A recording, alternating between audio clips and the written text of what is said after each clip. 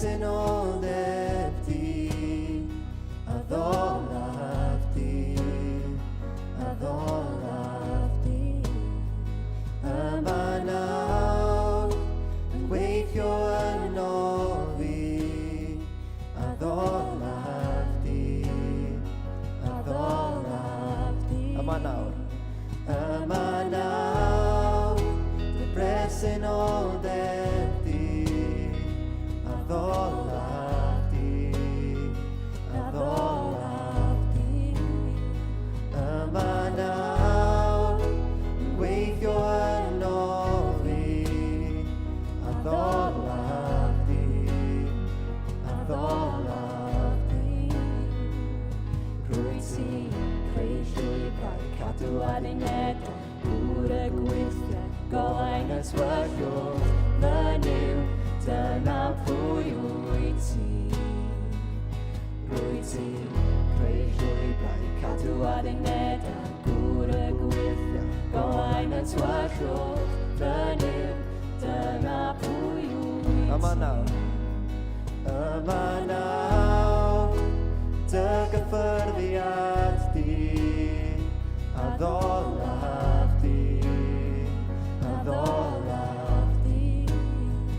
Yma nawr iachau calonnau ni, a ddolaf di, a ddolaf di. Yma nawr ti'n newid mywyd i, a ddolaf di, a ddolaf di. Yma nawr yn pyr o'n nghalon fi, a ddolaf di, a ddolaf di. A rwyt ti'n creu llwybrau, cadw o ddinedau, gŵr y gwirthiau, golau'n y twego, fynyw, dyna pwy wyt ti. Rwyt ti'n creu llwybrau, cadw o ddinedau, gŵr y gwirthiau, golau'n y twego, fynyw, dyna pwy wyt ti. Dyna pwy wyt ti. Dyna pwy wyt ti. Dyna pwy wyt ti. Dyna pwy wyt ti. Dyna pwy wyt ti. Dyna pwy wyt ti. Dyna pwy wyt ti. Dyna pwy wyt ti. Yeah.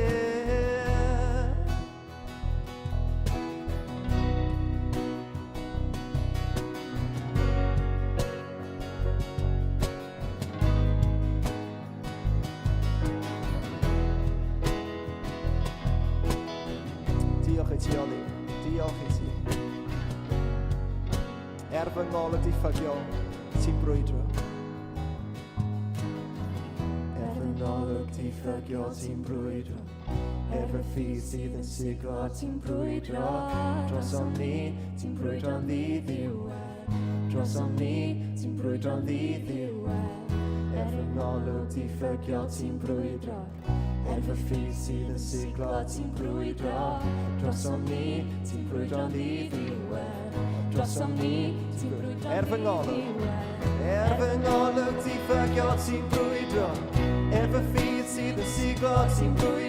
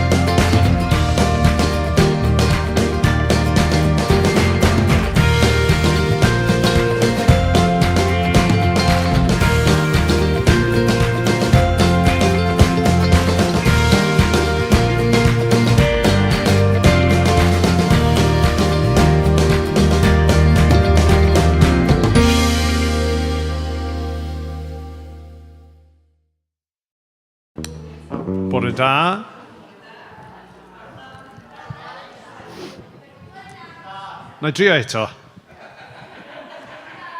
Bore da. Whoa! Iai. OK, gobeithio bod rhaid o'ch chi sy'n adre wedi clywed yn achos mynd eitha ni. Mae'n hyfryd croesawu pawb yma. Mae'n hyfryd croesawu pawb sydd yn gwylio o adre hefyd. Dyn ni wedi dod ynghyd i addoddlu a dathlu.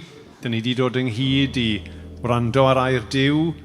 Dyn ni wedi dod ynghyd y bore yma i gyfarfod o gwmpas bwrdd y cymyn sydd yn rhywbeth special iawn wrth gwrs.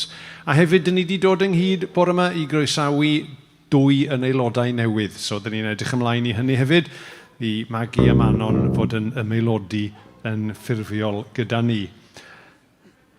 Jyst i osod y cywair, dwi jyst eisiau gwneud dawelu am 2 funud, a fy'n eiriau o llythyr at yr Hebreaid yn dod i fyny ar y sgrin. Dewch ni ddarllen rhain efo'n gilydd. Jyst chydig o adnodau o Hebreaid 4, adnodau 13 i 16.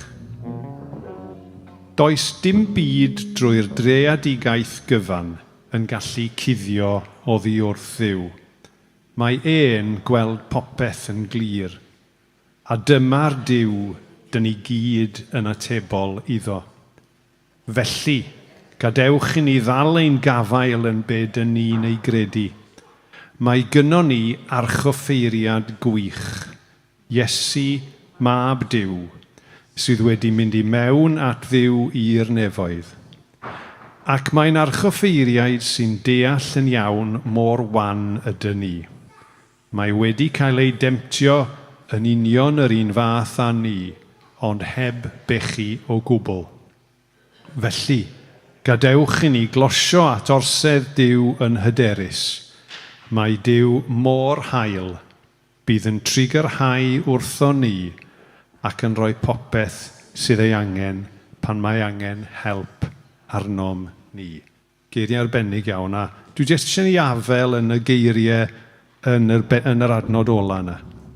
Gadewch i ni glosio at orsedd Duw yn hyderus. A dydy'r hyder yna ddim yno ni, mae'r hyder yna yn Iesu. Dewch i ni godi a canu Ior rwy'n dod at ti.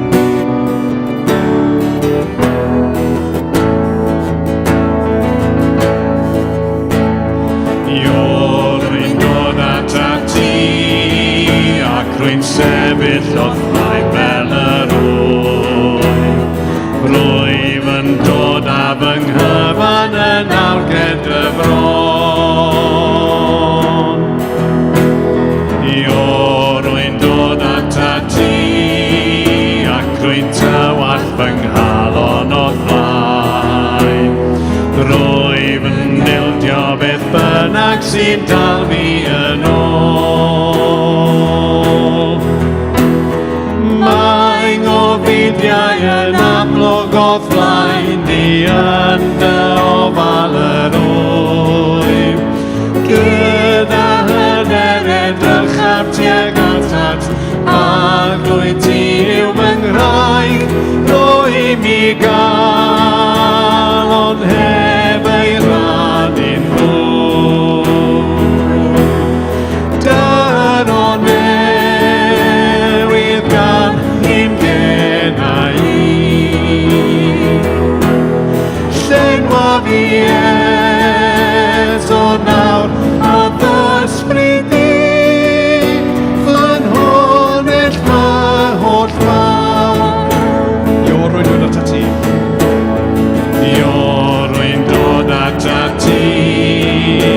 Rwy'n sefyll off flaen fel yr wyf.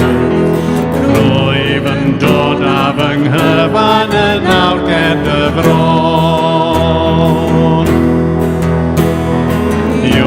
Rwy'n dod â ti ac rwy'n tywallt yng nghalon o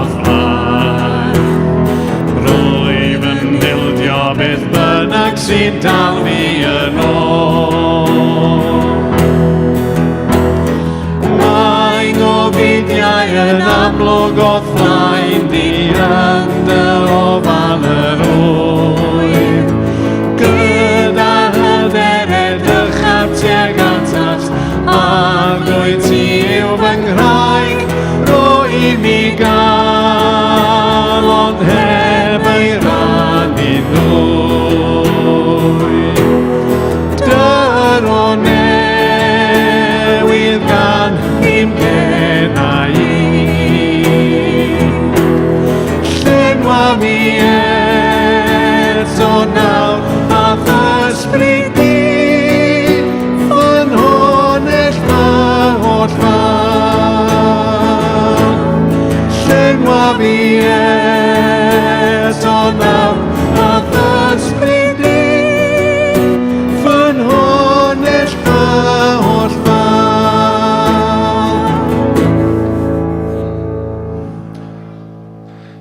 So, dyn ni'n cael dod at Dduw yn hyderus. Dyn ni'n cael dod at Dduw sydd yn nabod ni. A nawr dyn ni'n mynd i ganu can. Magi sydd wedi dewis hon. O'n i'n gofyn wrth Magi cyn yr oedfa. Oedd hi'n gwrando lot yna fe yn Saesneg yn ystod lockdown.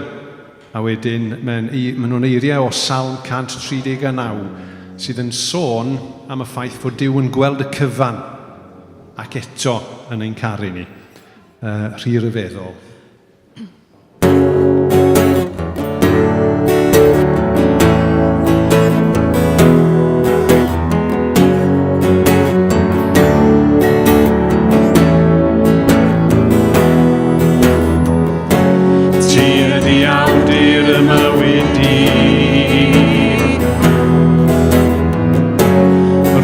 Ymlaen ni ar tu ôl i mi.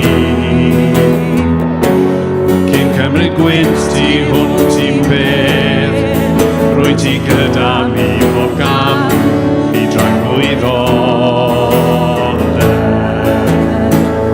Dim lle i cuddio nac i ffoi, y mae gwyll yn olau nawr, o'r manna isaf i foliad ffrid. Rwyt yn dailwng ar eithro Cariad sut allyn fod. Rhy ryfeddol yw i mi, y cyfan allaf un a'i ddweud, yw rwyt yn dailwng. Chwilio nghalon profa fi, treiddia fy bryderon ni.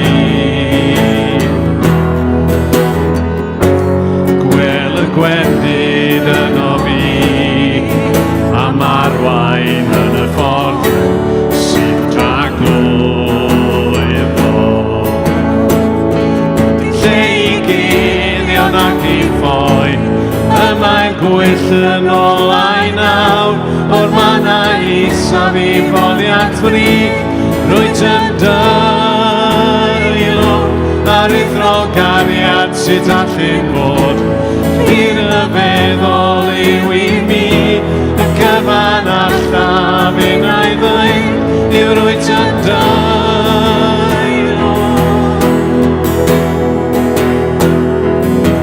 Fe ffurfiais fi yn rhodd fy mam, ti'n gweld fy ffram fy gwe a'n gnawd o, yn rhyfedd yn graig. Mae'n ormod ni fedraf ddweud, rwy ti'n fy ngweld yn llwyr angharu. O'r feddwl ras, fe ffurfiais fi. Fe ffurfiais fi yng nghrodd fy mam, ti'n gweld fy ffram fy ngwe am crawd o, yn rhyfedd a rai. Mae'n ormod ni fedraf ddweud, rwy ti'n fy ngweld yn llwyr angharu. O'r feddwl ras, dim lle i guddio nac i ffoi, y mae'r gwyll yn olau nawr, o'r manna isaf i foliad ffrid. rwyt yn dail ar eich rogariad sut allyn fod. Rhyr y feddwl yw I mi, y cyfan allaf un a'i ddeud, yw rwyt yn dail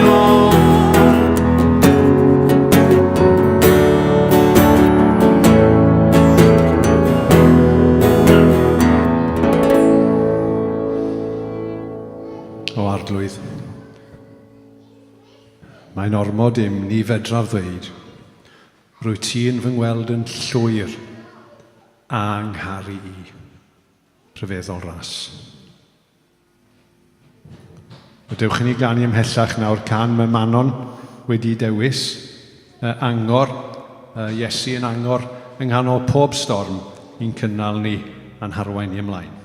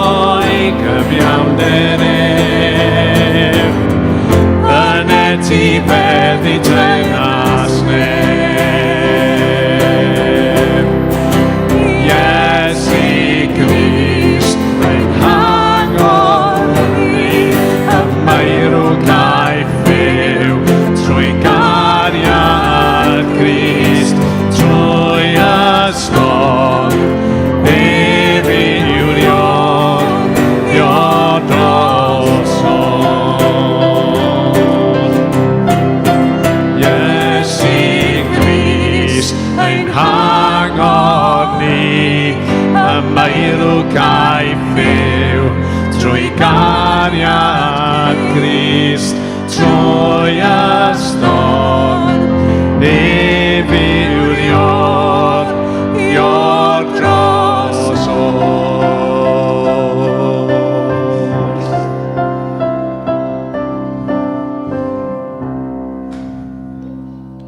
O arglwydd Iesu, wyt ti'n angor I ni Rwyt ti'n bopeth i ni.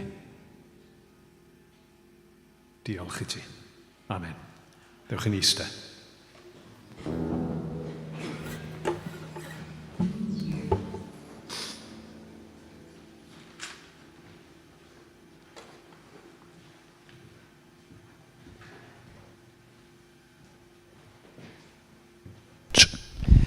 Diolch fawr iawn i Arwel a'r band am arwain y rhan cyntaf gwasanaeth bore yma.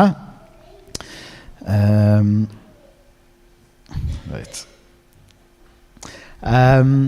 Gret. So, lle roi hwn lawr, twtch, Sean? Na ni, diolch. So, y rhan nesaf o'r gwasanaeth yw bod ni'n cael y fraint o dderbyn 2 aelod bore yma. Da ni wedi bod yn rhedeg dosbarth, yn sy'n ffurfiol iawn, dydy. Sesiynau aelodaeth ers y flwyddyn newydd, a mae yna criw da wedi bod yn rhan o hyn, a da ni'n gobeithio fydd rhan fwyaf, os nad pawb, fydd yn gwneud y dosbarth yn dod yn aelodau rhywbryd dros yr wythnosau a'r misoedd nesaf, ond mae rhai angen cael eu bedyddio gyntaf, mae rhai wedi methu sesiwn a dwi angen ei catch-up, felly dyna esbonio pan mae dim ond 2 sy'n dod yn aelod bore yma. Rhaid i chi feddwl bod ni fydda yn gosod y bar i uchel a bod pawb arall wedi ffeilio y dosbarth. So gai wahodd Manon a Magi fyny. So, da chi gyd yn adnabod Manon a Magi. Mae'r ddwy wedi bod yn rhan o deulu'r eglwys ers blynyddoedd erbyn hyn, i ddeud y gwir. A da ni'n llawenhau bore yma bod nhw'n teimlo bod yr amser wedi dod iddyn nhw yn ffurfiol ddod yn aelodau yma yn eglwys Iesu Grist. Achos y peth pwysica yw bod ni gyd yn ei commitment i Iesu Grist, ond allwch chi ddim bod yn real yn eich commitment i Iesu Grist os nad ydych chi'n ei commitment hefyd i bobl Iesu Grist. Ac felly rhan o ddod yn Gristion ydy hefyd dod yn rhan o deulu Duw. A dyna pan bod ni'n credu yn yr eglwys yma fod dod yn aelod yn bwysig. So mae yna rhan fwy ffurfiol byddwn ni'n neud mewn munud, ond i ddechrau mae yna gyfle i Manon a Magi rhannu gair os dyn nhw isio. Dwi'n gwybod bod Manon wedi paratoi gair, felly dyna, you got the pulpit, Manon.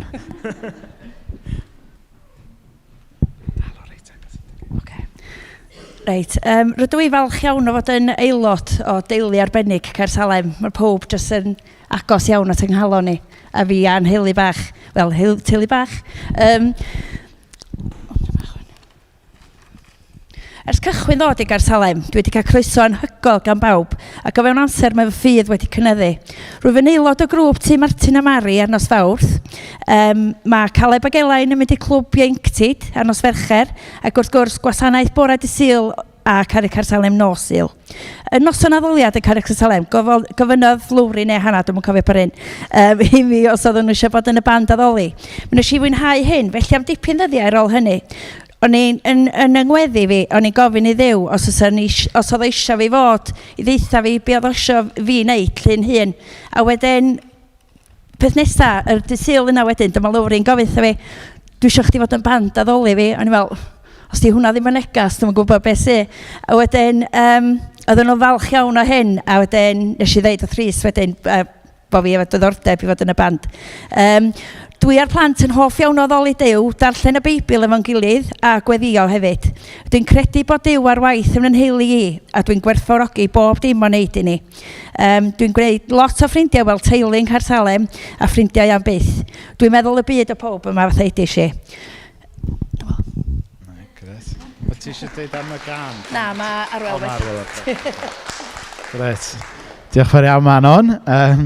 Ti eisiau rhannu rhywbeth, Magi? Dwi'n gofio ti heb paratoi. Ti ddim wedi, ti ddim yn disgwyl hynny, ie. Wel, just eisiau dweud diolch i pawb, really, sydd wedi derbyn fi ar ôl i ni symud yma, achos dwi ddim yn nabod lot o bobl, ond dwi wedi ffindio catref cynnes yma, a dwi'n really wrth i fodd bod rhan o'r capel yma. Dwi'n just teimlo Wel, diolch i Dduw, achos mae'n anodd i symud rhywle newydd, ond ffindio rhywle ble dwi'n meddwl mae pawb ar yr un wavelength a fi. Achos dydy e ddim yn digwydd yn lot. So dwi'n just teimlo mor catrefol yma. Just dweud diolch i pawb sydd wedi gwneud fi'n teimlo yn rhan o'r teulu Casalem. Diolch fawr iawn, Maggie. Hyfryd. So mae yna jyst chydig o cwestiynau ffurfiol i ni fynd trwyddo i ofyn i chi cyn bod chi'n dod yn aelodau. Wedyn fydd yna gofyn i chi fel teulu'r eglwys wneud commitment hefyd mewn munud. So, Manon a Maggie, ydych chi wrth ddod wyneb yn wyneb â perffeithrwydd Duw, hefyd yn dod wyneb yn wyneb gyda'ch angen ac yn cyffesu eich pechodau ac yn sori? Ydych chi felly wedi derbyn Iesu Grist yn arglwydd a gwaredwr ar eich bywyd a derbyn y maddeuant sydd ar gael i chi am ddim drwy ras a chariad Duw? Ydych chi felly yn nerth yr ysbryd glân yn ymrwymo i fyw bywyd newydd o ddilyn, gwasanaethu a tystio i Iesu? Ydych chi yn cyfamodi efo ni yn yr eglwys yma i gyflawni eich dyletswyddau fel aelod ac yn addo dwy'n tystiolaeth mewn gair a gweithred i Iesu Grist? Na ni. Felly, frodyr a chwiorydd, ar ôl gwrando ar proffes ffydd yn ffrindiau, a'r addunedau maen nhw wedi gwneud, gadewch i ni sefyll fel arwydd o'n parodrwydd i dderbyn i holl freintiau a cyfrifoldebau aelodaeth yr eglwys hon. Ffrindiau, ydych chi yn addo ymrwymo i weddio drostyn nhw, a'i meithrin yn y ffydd fel disgyblion i Iesu Grist? Gret, newyddion da.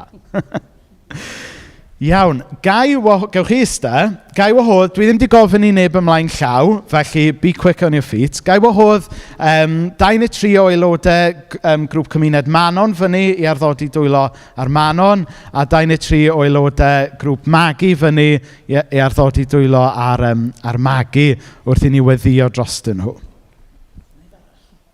Come on, Larry, don't be shy. Na ni. Nawn ni jyst gweddio dros Manon a Maggie. A hefyd, mae'r weddi yma i ni gyd. Da ni'n neud commitment i'n gilydd fan hyn. Wel, o Dduw Dad, da ni wir yn diolch i ti am y fraint o gael adnabod Maggie a Manon. Da ni'n diolch fod yn llwybrau ni gyd wedi croesi yn gilydd yn gyntaf wrth y groes di, ond yn benodol yn yr eglwys hon o Dduw Dad. I ni'n diolch o Dduw Dad am y commitment i cael ei ddangos bore yma, nid yn unig i ti, ond hefyd i'n gilydd o Dduw Dad. I ni'n gofyn i ti lenwi Manon a Maggie o'r newydd efo'r ysbryd glân o Dduw Dad, mwyn iddyn nhw allu byw fel disgyblion i ti, byw bywyd yn gwasanaethu eraill. Ac o Dduw Dad, helpa pob un ohono ni bore yma i adnewyddu'n commitment ni i'n gilydd yn enw Iesu Grist. Da ni'n diolch fod ti yn caru ni ac yn derbyn ni fel ydyn ni. Ond ti wedi yn mabwysiadu ni mewn i dy deulu di yr eglwys. A da ni'n diolch am yr eglwys fyd eang, da ni gyd yn cael perthyn iddo fe. Ond da ni hefyd yn diolch bod ti yn dewis gwneud gwaith dy deyrnas di mewn cymunedau lleol trwy y byd. A da ni jyst yn cyflwyno yn cymuned lleol ni yma yng Nghaersalem i ti bore yma. Helpa ni feithrin yn gilydd, helpa ni fagu yn gilydd yn y ffydd. Ac felly, bydded i'r arglwydd eich bendithio chi, Maggie a Manon. Bydded i'r arglwydd eich cadw chi. Bydded i'r arglwydd lywyrchu ei wyneb arnoch a bod yn drigarog wrthych chi. Bydded i'r arglwydd edrych arnoch a rhoi heddwch i chi. Amen. Amen. Hyfryd. Na ni. Diolch fawr iawn. Dwi'n meddwl fatha formally, na ni. Tyfod. Achos mae'r Baptist traditions yma'n bwysig. The formal handshake. Yeah. Hyfryd. So, oes y cyhoeddiadau? Angen i'r... Sa'n credu bod Cari Cersalem heno 6:00. Gret. Dwi'n meddwl bod dim byd arall. Mae'r midweek pethau as usual wythnos yma. Wedyn, bore di Sul nesaf Trey sydd yn pregethu, dwi'n meddwl. A pwy sy'n awr yn y ddoliad? Martin a Lydia ar y piano eto. Lot o marfer wythnos yn Lyd.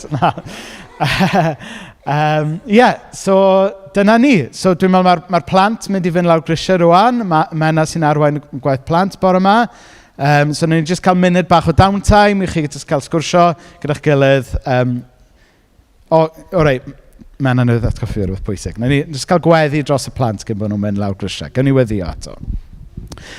O ddiw dad, da ni just yn gweddio dros y plant. Da ni'n benodol yn gweddio dros y gwaith plant lawr grisiau, ond o ddiw dad yn gweddi ni yw bod ni gyd yn dod fel plant o'r dy flaen di bore yma.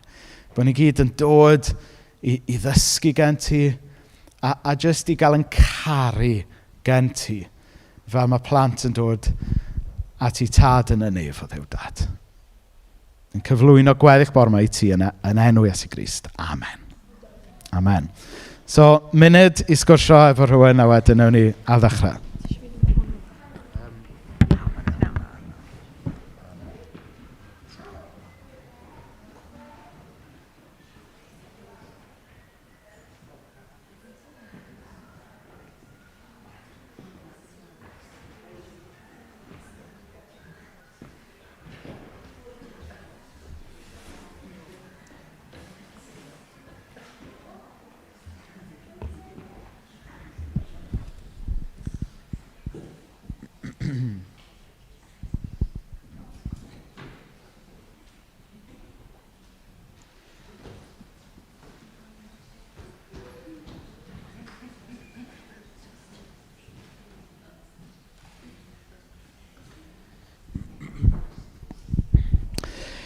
Iawn, oce.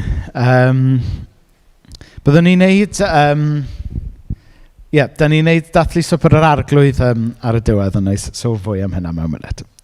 Reit, wel, un o fy nerdy hobbies i, mae gan bawb rhyw hobby falle, dyn nhw ddim yn hapus iawn i gyffesu o flaen pobl, chybod? Fel, da ni gyd yn gwybod mai nerdy hobby arwel ydy Star Trek Next Generation. A dwi'n siŵr bod falle fod yna rai yma, da chi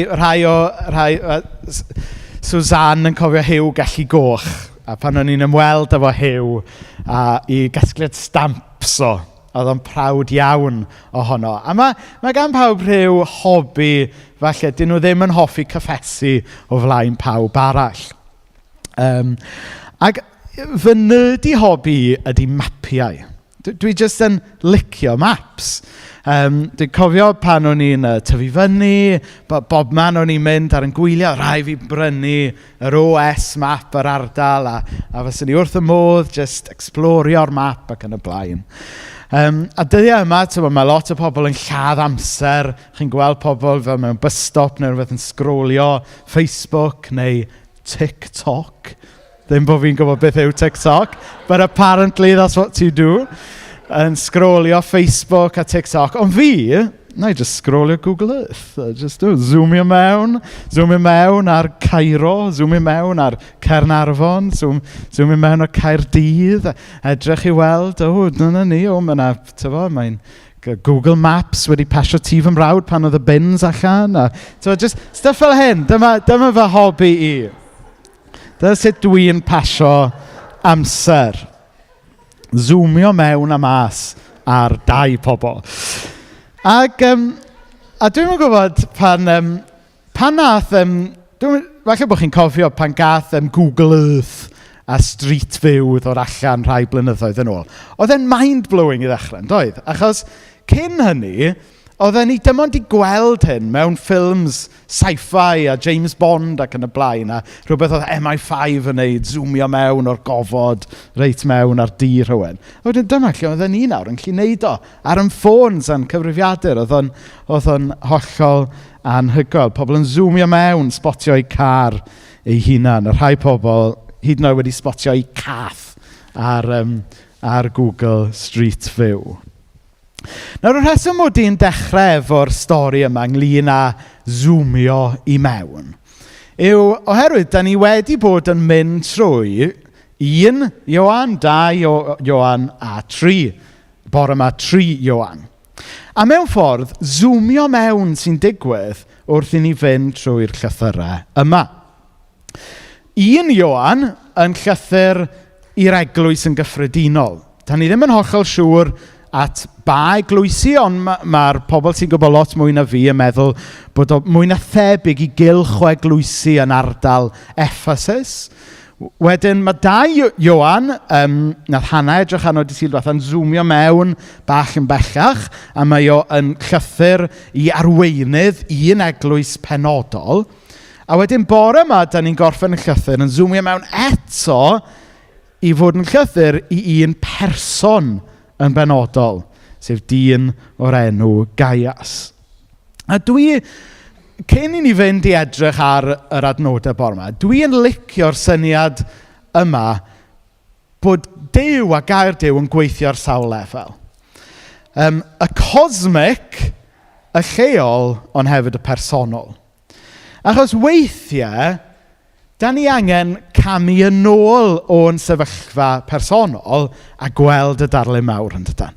Chyfo weithiau pa mae pethau personol yn mynd too much. Da ni angen camu yn ôl a just gweld y darlun mawr. Bod Duw in control. Bod e'n gweithio ar llwyfan mawr hanes. Ond adeg eraill, da ni angen cofio bod Duw hefyd yn zoomio mewn. A mae e'n rhoi yr attention personol yna i bob un ohono ni. Hefyd, mae Duw yn gwybod yn enwau yn bersonol. A dwi'n hoff o'r syniad yna. Chyfod? Y syniad yna fod Duw yn gweithio ar bob lefel, y cosmic, y lleol, ond hefyd y personol. A falle bod yna rywun yma, bore yma, angen cymryd cam yn ôl o'ch sefyllfa personol a gweld y Duw mawr sy'n symud ar lefel y byd fel petai. Ond falle bod rhywun yma bore yma jyst angen clywed y llais personol yna a cael y cysur yna fod Duw yn gwybod eich enw ac yn galw eich enw bore yma. So, y darlleniad bore yma, da ni'n mynd i fynd i edrych arno, os fysa ti Siôn yn fodlon clicio trwyddo, ydy 3 Ioan, penod 1, wel dyma ni un penod sy'n yn y llythyr, a da ni jyst mynd i ddarllen yr 11 adnod cyntaf. Llythyr gan Ioan yr arweinydd at fy ffrind annwyl Gaius, yr un dwi'n ei garu go iawn. Ffrind annwyl, dwi'n gweddio fod pethau'n mynd yn dda gyda ti, a fod yr un mor iach yn gorfforol ac rwyt ti'n ysbrydol. Dwi wrth fy modd pa mae brodyr neu chwiorydd yn dod yma a dweud wrtha i mor ffyddlon rwyt ti i'r gwirionedd. Does dim byd yn fy ngwneud i'n fwy llawen na chael clywed fod fy mhlant yn byw'n ffyddlon i'r gwir. Ffrind annwyl, mae dy ffyddlondeb di'n amlwg. Rwyt ti'n helpu'r brodyr sy'n pregethu'r newyddion da, dy fod ti ddim yn eu hydnabod nhw. Mae nhw'n dweud wrth yr eglwys sydd yma mor garedig a hael wyt ti. Dal ati gyda'r gwaith da o'i helpu nhw ar ei ffordd fel hyn. Mae'r hyn rwyt ti'n ei wneud yn plesio Duw. Mae nhw wedi mynd allan i weithio dros Iesu a dyn nhw'n derbyn dim byd gan bobl sydd ddim yn credu. Felly dylen ni sydd yn credu roi croeso iddyn nhw yn ein cartrefi ni. Dyn ni'n ei helpu nhw i rannu'r gwirionedd wrth wneud hynny. Dwi wedi ysgrifennu at yr eglwys, ond dydy Diotephras ddim am wrando ar beth dwi'n ei ddweud. Mae eisiau bod yn geffyl blaen. Pan fyddai'n dod acw, byddai'n tynnu sylw at beth mae'n ei wneud. Mae'n lledu nonsens malicious amdano ni. A dydy hynny ddim yn ddigon ganddo. Mae e hefyd yn gwrthod rhoi croeso i'r brodyr sy'n bregethur newyddion da. Ac mae'n rhwystro'r bobl sydd eisiau rhoi croeso iddyn nhw rhag gwneud hynny. Mae hyd yn oed yn taflu'r bobl hynny allan o'r eglwys. Ffrind annwyl, paid dilyn ei esiampl drwg e. Gwna di ddaioni. Y rhai sy'n gwneud daioni sy'n blant i Dduw. Dy'r rhai sy'n gwneud drygioni ddim yn nabod Duw. Iawn.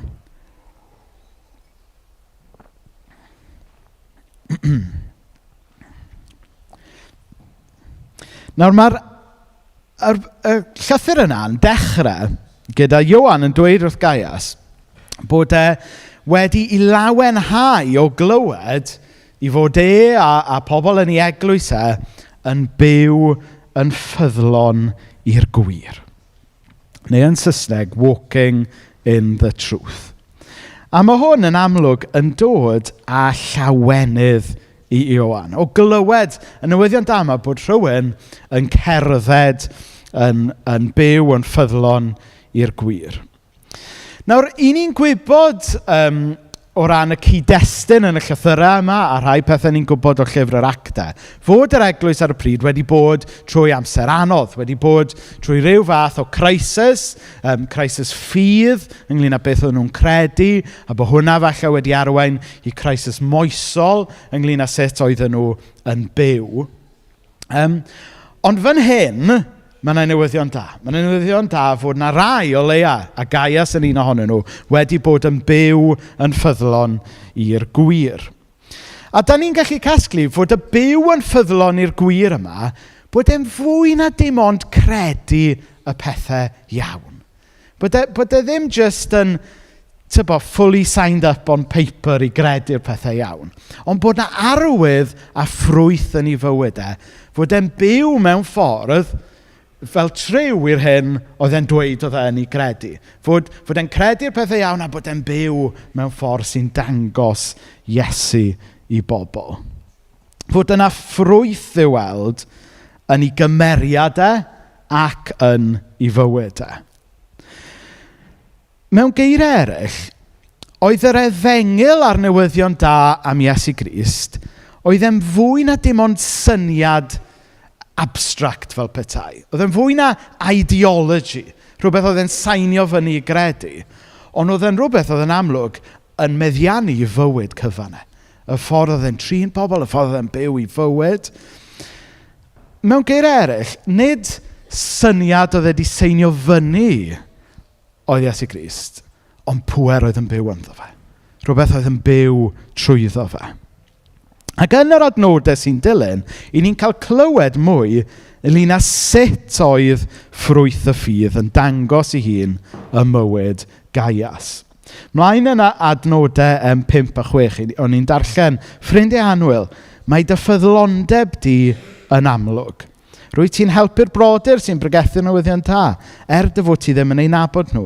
Maen nhw wedi dweud wrth yr eglwys sydd yma, mor garedig a hael wyt ti. So beth oedd y ffrwyth y mywyd Gaius oedd yn dangos bod yn byw yn y gwir? Dwi'n dweud oedd e'n bregethwr grymus? Falle, ond dwi'n ddim yn dweud hynny. Yw e'n dweud oedd e'n cyflawni gwirthiau? Falle, ond dwi'n ddim yn dweud hynny. Oedd e'n dweud bod e'n broffwyd adnabyddus? Falle, ond dwi'n ddim yn dweud hynny. Yw e'n dweud fod e'n worship leader? Extraordinaire? Falle, ond dwi ddim yn dweud hynny. Ond beth sy'n cael ei ddweud, sylwch, heilioni, caredigrwydd a lletygarwch. Diddorol, ynddo fe?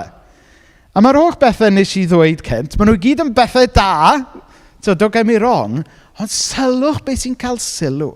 Beth sy'n cael ei nodi fan hyn fel ffrwyth cymeriad rhywun sydd yn cerdded efo Iesu. Heilioni, caredigrwydd a lletygarwch. Dyma yw ffrwyth cariad Crist y mywyd y gŵr yma o'r enw Gaius. Oedd enw da gan Gaius nid am sgwennu llyfrau, Nid am fod yn bregethwr da, ond am fod yn hael a bod yn person lletygarwch. Dyma sut oedd ei gariad yn cael ei adnabod. A mae werth i ni nodi'n dydy.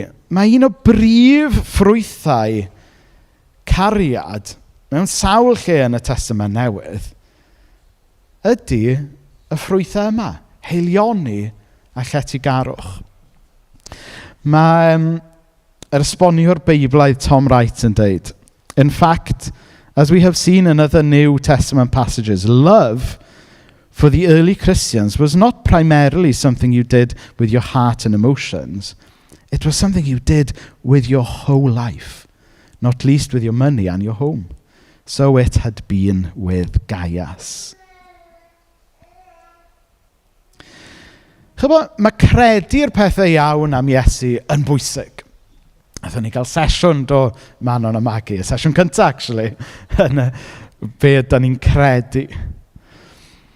A mae profi cariad Crist yn eithriadol o bwysig, bod e'n rhywbeth da ni yn ei brofi, nid dim ond yn rhywbeth sydd yn y pen.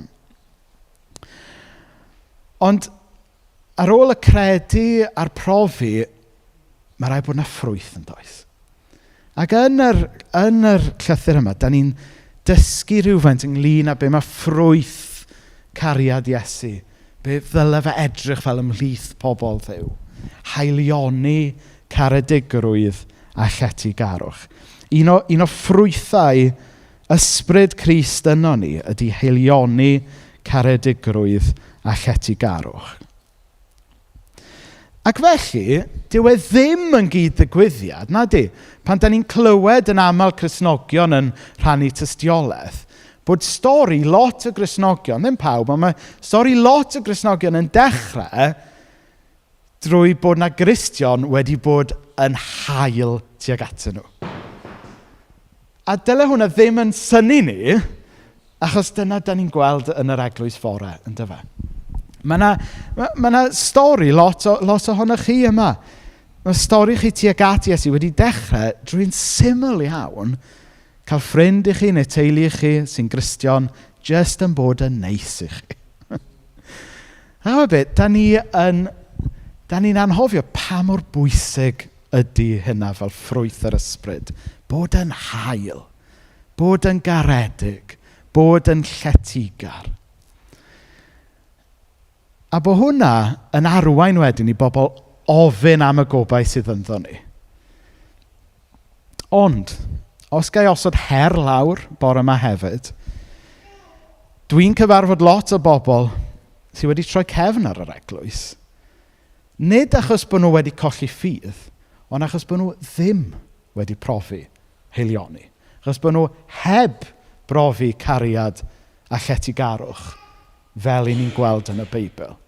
So drwy ddathlu bod taith ffydd rhai pobl wedi dechrau, mae'n bwysig bod ni falle yn onest ac yn real ac yn sori ac yn edrych i wneud yn well am yr adegau gyda ni fel Cristnogion eglwys, falle heb ddangos yr haelioni a'r cariad a'r lletygarwch y dylen ni wneud drwy rym yr ysbryd glân.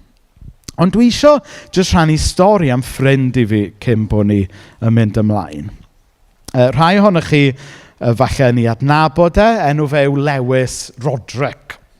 Mae yn o Llanelli ac yn weinidog nawr yn Casnewydd. A dwi eisiau rhannu stori ffydd Lewis, achos mae e'n stori da sy'n helpu ni sort of mynd yn ddyfnach a gweld sut mae haelioni yn un o ffrwyth yr ysbryd ac yn arwain pobl at Iesu. So, yn ei fynd nôl blynyddoedd mawr i'r flwyddyn 2000. Chi'n cofio y flwyddyn 2000? Ys rhywun wedi cael ei eni ar ôl y flwyddyn 2000? Oes, mae rhai o'r bobl ifanc yma. Nawr, oedd yr Eisteddfod Genedlaethol yn y flwyddyn 2000 yn Llanelli. Hometown Lewis. Ac oedd Lewis yn y chweched dosbarth ac oedd chwarae'r prif ran yn fatha un o'r prif sioe cerdd yn yr Eisteddfod. So basically, oedd Lewis yn meddwl it was a big deal wythnos yna. Ac yr haf yna oedd yn mynd off i'r Royal Northern i astudio canu opera. So, oedd dawn arbennig gyda fe mewn canu. Ond basically, oedd e'n meddwl, he was the real deal yr wythnos yna. Pawb yn gwybod pwy oedd, e'n meddwl bod hi yn bach o celebrity, oedd yn boblogaidd oherwydd i rannau yn y sioe gerdd,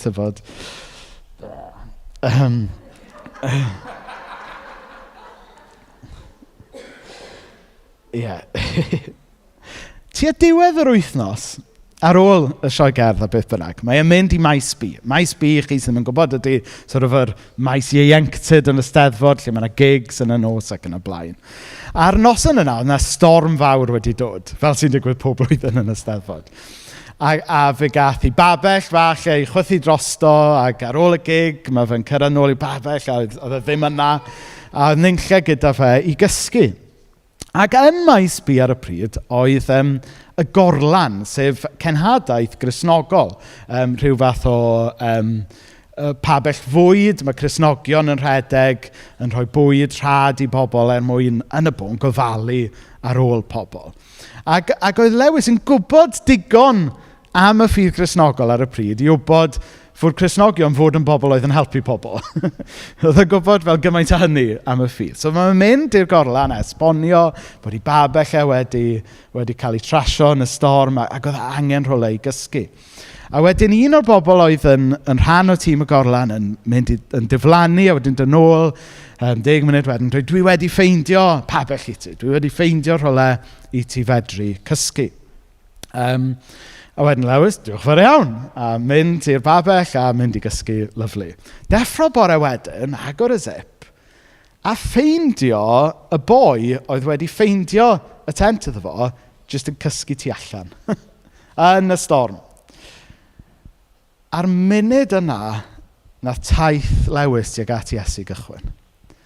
Achos oedd e wedi gweld fod y Cristion yma, heb ddweud dim byd am Iesu, wedi bod yn aberthol fel Iesu yn ei heilioni a'i gariad a'i letygarwch. Drwy roi fyny i lle sych a diogel a saff i Lewis gysgu yn noson yna, nath e jyst cychwyn rhywbeth yn meddwl ac yn calon Lewis. Ac wrth gwrs, later down the line, oedd na ffrindiau gyda fe, wrth gwrs, nath siarad am Iesu gyda fe. Ond mae'n arwydd y cael yn dydy fod y daith wedi cychwyn gyda jyst Cristion yn bod yn hael, dangos caredigrwydd a dangos lletygarwch. Ac erbyn hyn, mae Lewis, fyddwch chi'n ferch glywed, nid yn unig wedi dod i gredu yn Iesu, ond mae Lewis yn arweinydd eglwys mawr iawn yn Casnewydd. Ddim bod maint eglwys yn bwysig, ond tywod. Ond mae'r cyfan wedi dechrau drwy jyst ffrwyth yr ysbryd yn cael ei ddangos mewn caredigrwydd helioni a lletygarwch. Nawr falle bod rhai ohonych chi yma bore yma yn meddwl, wel, dwi ddim yn dda iawn yn siarad am Iesu efo pobl, a mae'r troion dwi wedi wneud mes ohono fe. Dwi ddim yn gallu pregethu, dwi ddim yn gallu gwneud hyn a'r llall. Ond mae pawb yn gallu bod yn hael. Pawb yn gallu bod yn garedig. Pawb yn gallu dangos rhyw lefel o lletygarwch. Beth am i ni lenni, ffrindiau, gofyn am nerth yr ysbryd glân. Dyn ni'n aml yn gweddio am nerth yr ysbryd glân i gael pregethu grymus yn yr eglwys, gret. Don't get me wrong, as a preacher, I'm all for that. Dyn ni'n aml yn gweddio am nerth yr ysbryd glân i roi deneiniad wrth i ni addoli. Really pwysig. Be am i ni gofyn am llenwad yr ysbryd glân i ni fod yn fwy caredig, i ni fod yn fwy hael, i ni gael yn herio yn y ffordd da ni'n dangos lletygarwch tuag at bobl. Achos ar ôl enghraifft Gaius, i ni'n cael enghraifft ynglyn â'r boi arall yma, sy'n amlwg yn bach o idiot yn adnod 9. Boi'r enw Dioteffrys. Dwi wedi ysgrifennu at yr eglwys, ond dydy Diotrephes ddim am wrando ar beth dwi'n ei ddweud. Mae eisiau bod yn geffyl blaen. Yna trist yn dyfa. Oedd gyda chi'r rhywun arall oedd yn so-called arweinydd. Oedd e just eisiau bod yn geffyl blaen. Dwi'n gwybod be oedd hwnna'n edrych fel. Falle oedd e just eisiau wneud y pregethu heb bod yn hael. Falle oedd e just eisiau bod yn y band heb hefyd gwasanaethu pobl. Da ni ddim yn gwybod y context. A dwi'n stretcho fe chydig bach fel yna. Ond y wers i fi o'r hanes yma yw be a Gaius, not a Diotrephes. A wath ni fod yn onest, mae yna bach o Diotrephes yn bob un ohono ni. Be am i ni just edifarhau am hwnna a rhoi hwnna i Iesu bore yma. A gofyn am fwy o ysbryd Gaius ynddo ni fel unigolion ac fel eglwys. Da ni'n byw mewn oes yn anffodus lle y Diotrephes sydd yn dod i'r brig. Mewn cymdeithas yn gyffredinol, ond wath ni fod yn onest, weithiau yn yr eglwys. A mae yna lot o problemau yr eglwys fodern, lot o scandals mewn eglwysi heddiw. Achos bod yr Diotrephes yn cael eu llais wedi clywed, yn hytrach na bod ni'n codi y Gaiuses. A lle bod ni weithiau yn neud hynna. Da ni weithiau yn rhoi talent o flaen cymeriad, charisma o flaen cariad. Wel, mae 3 Ioan yn herio ni, edifarhau am pan mae hwnna'n digwydd, a tynnu yn ôl, at edrych ar gymeriad rhywun, cyn unrhyw public talent. Edrych ynglyn â, ydyn nhw'n berson o cariad cyn ydyn nhw'n berson charismatic in the, you know what I mean by that. I'm all for charismatics. Fel personality trait dwi'n siarad am, yeah. You understand me. Boed i ni weddio, ffrindiau, bod ni yn cael yn gwarchod rhag Diotrephes a boed i ni weddio bod ni'n fwy o Gaiuses. Felly jyst wrth orffen y neges bore yma a hefyd jyst y gyfres fach mae'n edrych ar llythyrau Ioan. I ni wedi gweld dros yr wythnosau diwetha sut mae'n bwysig bod ni yn credu yn y gwirionedd am y Meseia a sut da ni'n gadael i'n cred yn y Meseia, effeithio y ffordd da ni'n profi gariad a sut mae hwnna wedyn yn effeithio ffordd da ni'n caru yn gilydd. Y pwynt yw, mi ddyle beth da ni'n credu, ddyle ffordd da ni'n byw i gyd fod yn un peth mewn gwirionedd. Ddyle cyfan fflywio mewn i'w gilydd. Ac eto mae Tom Wright yn dweud lot gwell na allai. Truth, as always in John, is not simply a fact or a quality.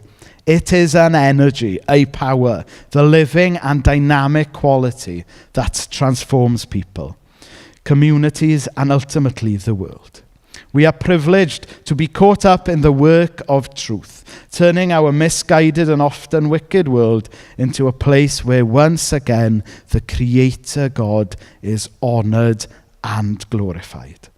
And this collaboration in the work of the truth comes right down to the practical details of a meal, a bed for the night, and a good start in the morning.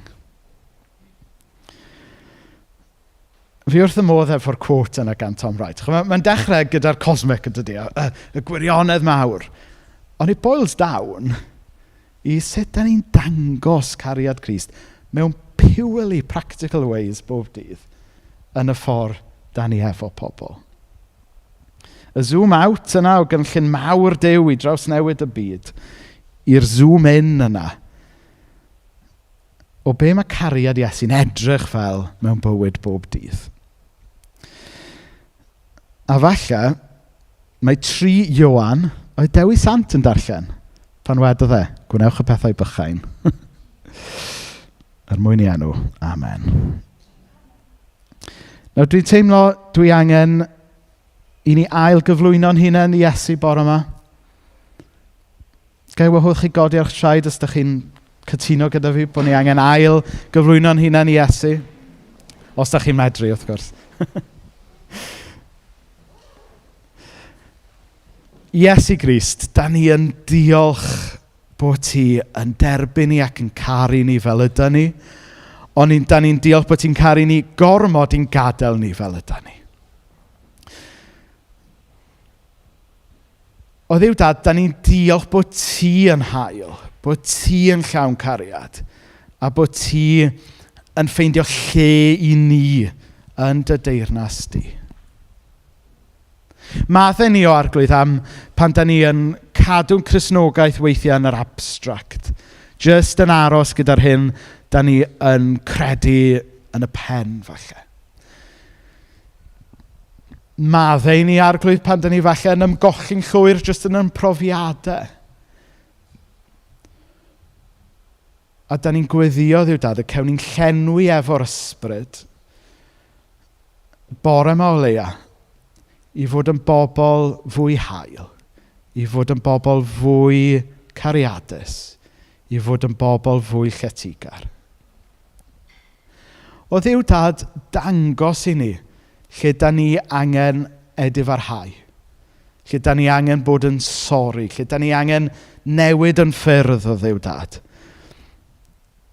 mwyn gadael i mwy o werthoedd dy deyrnas di lifo yn ymplith ni.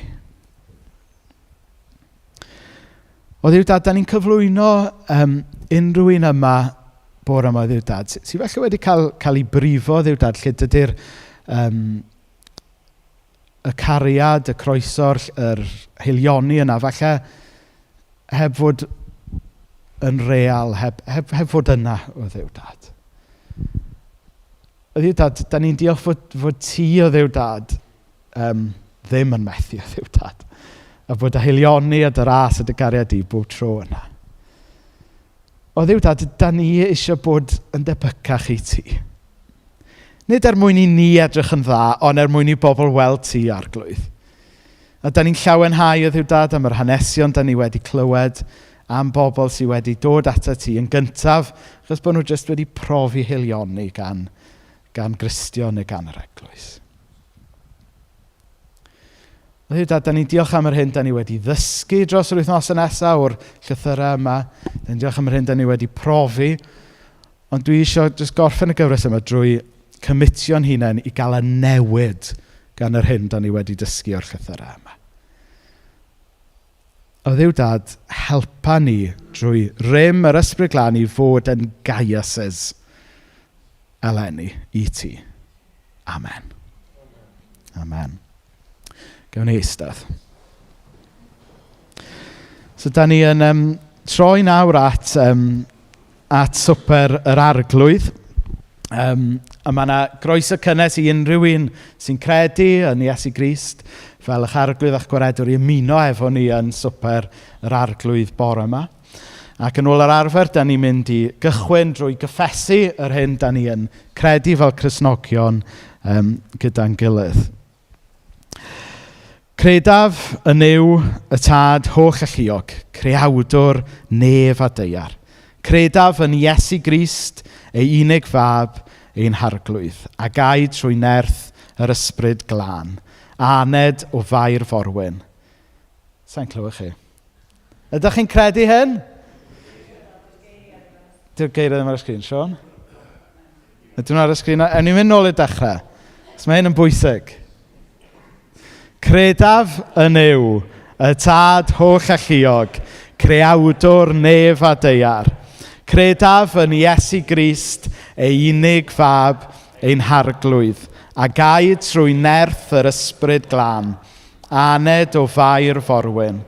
Dioddefodd dan Pontius Pilat, fe'i croeshoeliwyd, bu farw ac fe'i claddwyd. Disgynnodd at y meirw. Atgyfododd y trydydd dydd, esgynnodd i'r nefoedd, ac y mae'n eistedd ar ddeheulawr tad. Daw eto i farnu'r byw ar meirw. Credaf yn yr ysbryd glân, yr eglwys lân Gatholig, cymundeb y saint, maddeuant pechodau, atgyfodiad y corff, a'r bywyd tragwyddol. Amen. Felly, ffrindiau, prawf Duw o'r cariad sydd ganddo tuag ato ni yw fod Crist wedi marw drosto ni pan oedden ni dal yn bechaduriaid. Ond mae aber Duw yn neud iawn am bechodau ddoe, heddiw ac yfori. Ac felly dydy'r cadwynau ddim arno ni bellach. Da ni'n bobl rhydd oherwydd buddugoliaeth Iesu. Dad Nefol, i ni wedi pechodi ar feddwl, gair a gweithred. I ni heb wneud yr hyn y ddylen ni, a da ni yn ddrwg. I ni yn edifarhau mwyn Iesu Grist fi oedd farw drosto ni. Maddau ni y cwbl da ni wedi gwneud ac arwain ni ymlaen fel plant y goleuni. Amen. Felly, ffrindiau, dyma fwrdd yr arglwydd. Dyma fwrdd Duw, nid yr eglwys. Mae wedi baratoi ar gyfer y rhai sydd yn caru Duw. Ond hefyd y rhai sydd eisiau caru Duw yn fwy. Felly dewch, chi sy'n gadarn eich ffydd a chi sydd yn amau weithiau. Chi sydd yma'n aml a chi sy'n newydd. Chi sydd wedi ceisio dilyn a chi sydd wedi methu. Dewch, nid am yn bod ni yn eich gwahodd chi, ond oherwydd mae Duw sydd yn gwneud. Ac ewyllus Duw yw y bydd pawb sydd yma heddiw yn ei brofi, yn ei geisio, yn profi. Derbyniad a cariad Iesu Grist. Felly, dewch fyny yn eich amser eich hun i gymryd y bara a'r gwyn. Mae'r band mynd i ddod fyny gyntaf, a wedyn mae'r band mynd i chwarae yn y cefndir wrth i bawb arall gymryd i hamser i ddod fyny.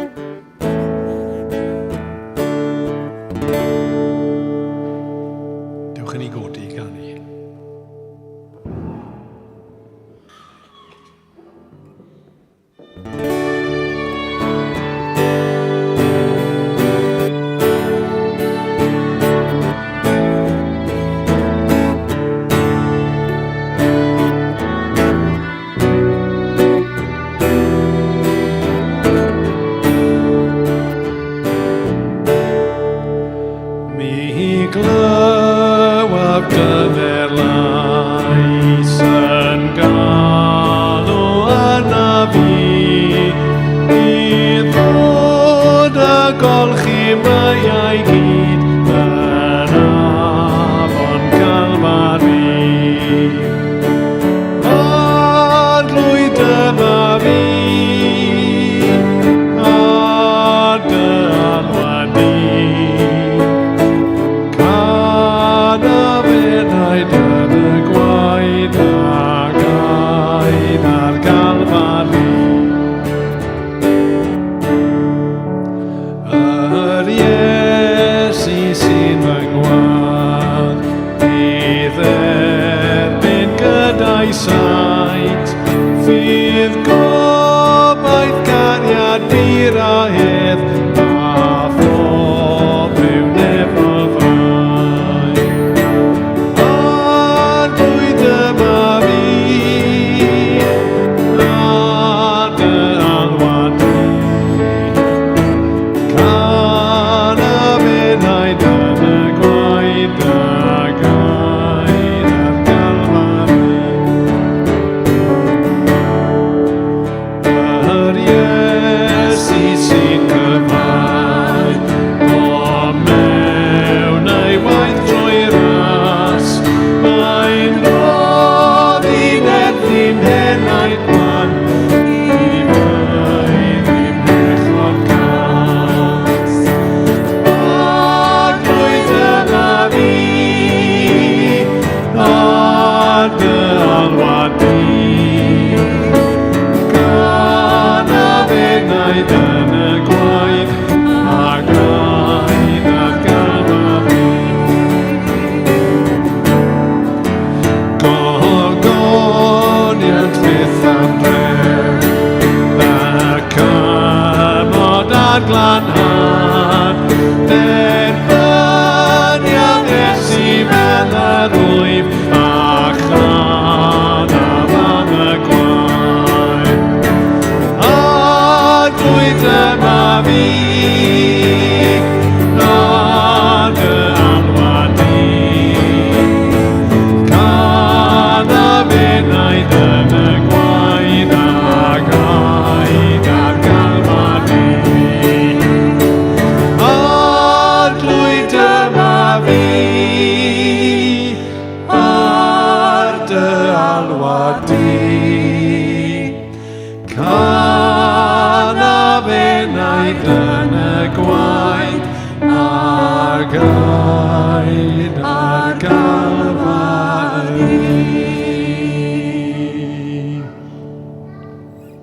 Ewch yn y gyd adrodd y fendydd. Gras ein harglwydd Iesu Grist, a chariad Duw, a chymdeithas yr ysbryd glân, a fyddo gyda ni oll, o'r awr hon, hyd byth. Amen.